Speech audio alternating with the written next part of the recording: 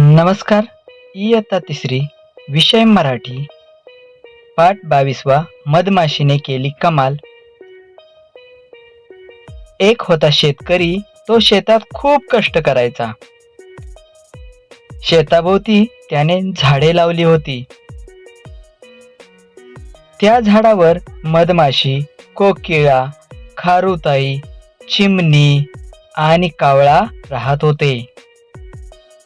त्या झाडाभोवती मुंग्याही राहत होत्या. त्या सर्वांची खूप मैत्री होती. एके दिवशी एक मुंगी बाहेर फिरायला गेली. फिरता फिरता ती शेतात पोचली.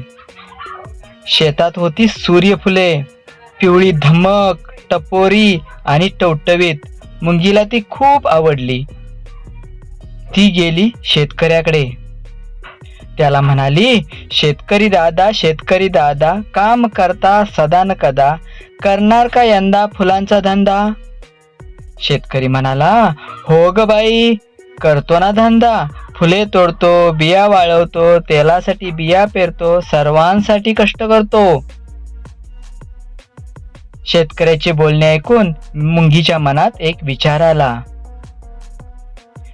तिने शेतकऱ्याकडून एक फूल घेतले. घरी आली, फुलातल्या बिया काढल्या. काही बिया कोकिळेला दिल्या, काही बिया खारुताईला दिल्या,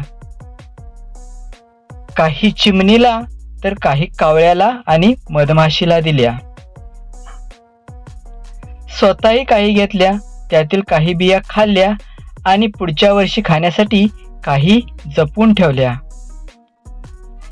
कोकिळेच्या कपाळावर आल्या आठ्या.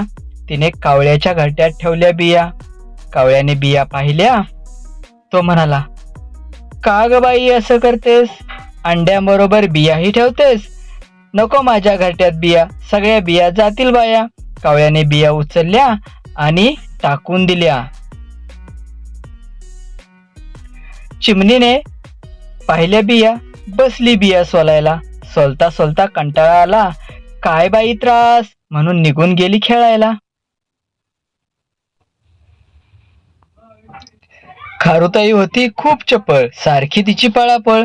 बिया घेऊन झाडाच्या शेंड्यावर गेली. प्रत्येक बी लपवून ठेवली. शेंड्यावरून जमिनीवर, जमिनीवरून शेंड्यावर, खेळता खेळता बीन बी खाऊन टाकली.